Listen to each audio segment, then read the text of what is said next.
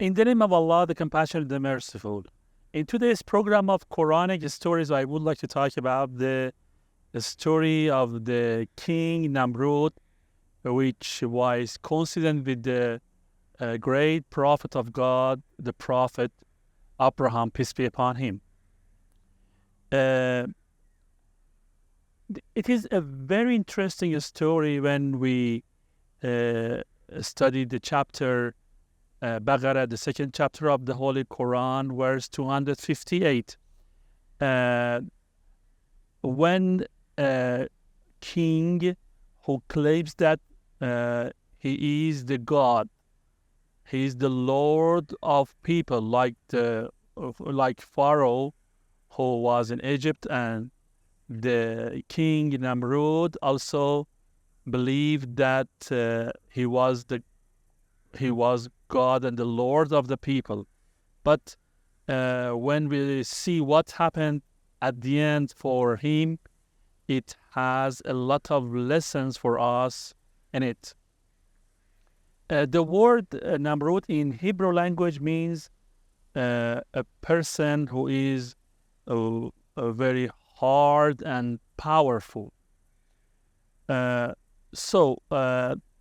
In the time of the Prophet Abraham and the king Namrud, the Prophet Abraham, according to Holy Quran, as he was the worshipper of the unique God, didn't worship the idols. And one day, when the people of Babel left the city for a celebration, the Prophet Abraham went to the place that were the collect a large number of the idols, and he destroyed a large number of those idols. So he put the X on the shoulder of one of the idols and left the place. When the people came back to the city, they realized that the person who has broken or destroyed a large number of the idols was the Prophet Abraham, which was known at that time by the people Abraham. And so Namrud, as the king, considered the punishment of for Prophet Abraham to be in fire and to be burned. But Allah Almighty did a very miraculous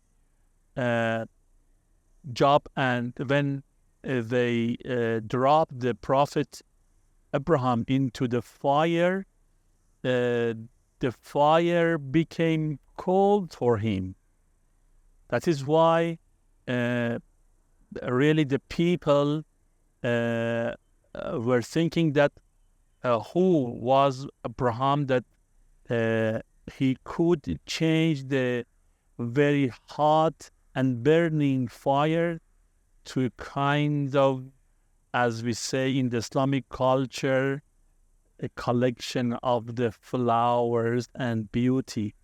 So the king Namrud is famous in the history for his special method for a kind of dialectic argumentation with the Prophet of God.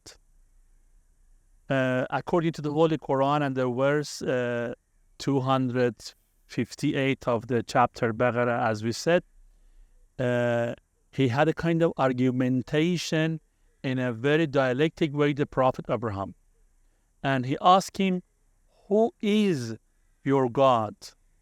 And the Prophet Abraham said, "My God, my Lord is the one who can create and give the life to the people, and also he can make the people die or kill the people." That is the way, a dialectic way of Namrud. He wanted to cheat the people. So he wanted two prisoners who were supposed to be executed or to be killed. And he freed and he released one of them, and he said to the people, "I gave him life." And he killed the other one and said, "I made him to go to the way of death, and that is why I am exactly like the Lord or like God of the prophet Abraham. In that way, he could cheat the people. After that, the prophet Abraham wanted him to do something else. He said that, okay, my Lord, my God, brings the sun from the east. The sun will rise from the east and sets from the west. And I like you, if you are God and Lord of the people, please try to rise the sun from the west and set from the east, because you are Lord and you can do everything as you claim. So what is the next point of the story? Let's continue the story after a short break.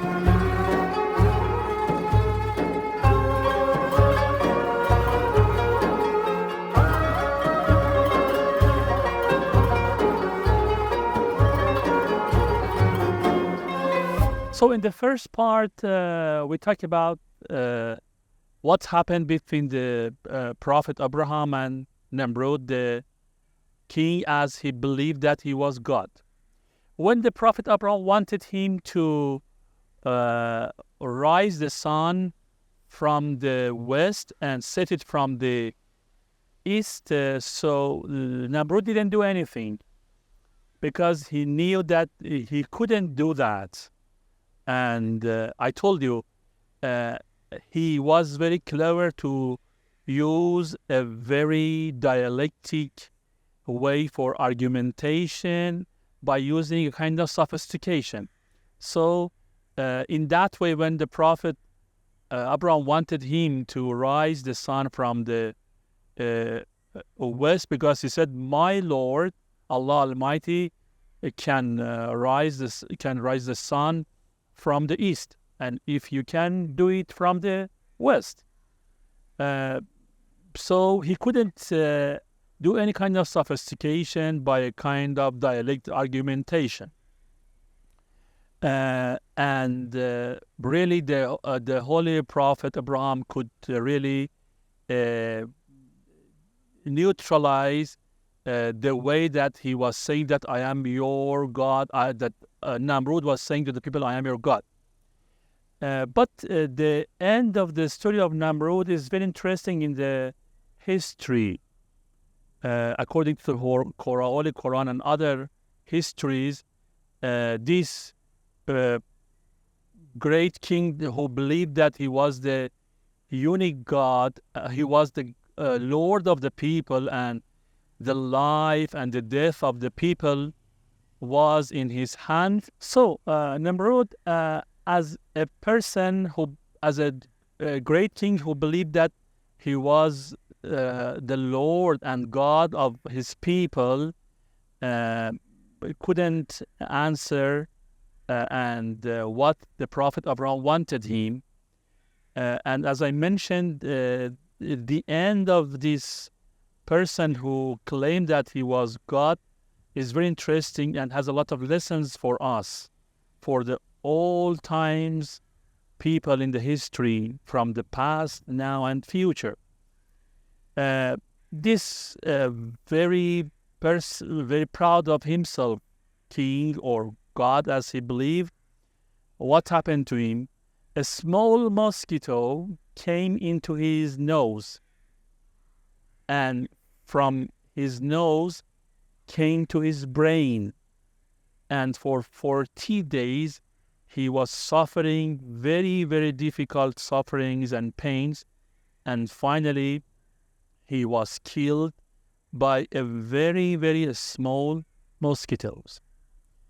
As I mentioned, the difference between Nimrod as a great king, as a person who believed that he was God, between him and other kings like Pharaoh, who believed he was God, was that he was using a kind of a dialectic way of argumentation, so that to persuade his people that he has a lot of power, and in some way he was successful. But the Prophet Abraham, as the great prophet of God and following the God's order, could really neutralize these tricks and this way of King Nimrod.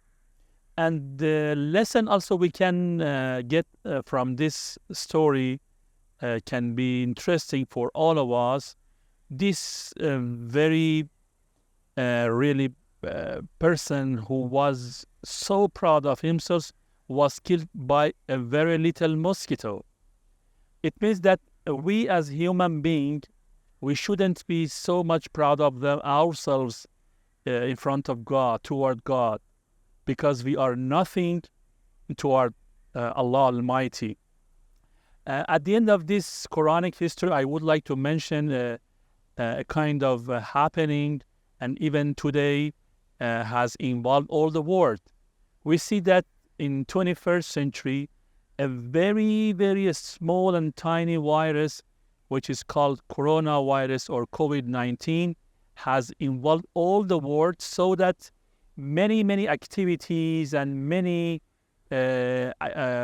businesses and many things in the world have been stopped by this very, very tiny virus that the man of the 21st century, who is dominated on many sciences and technologies, cannot really cure and find a solution for this very, very tiny creature, which is called a kind of virus or COVID-19 virus.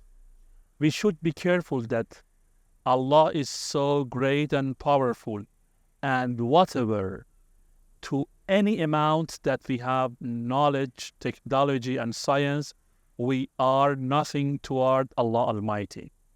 Thank you very much.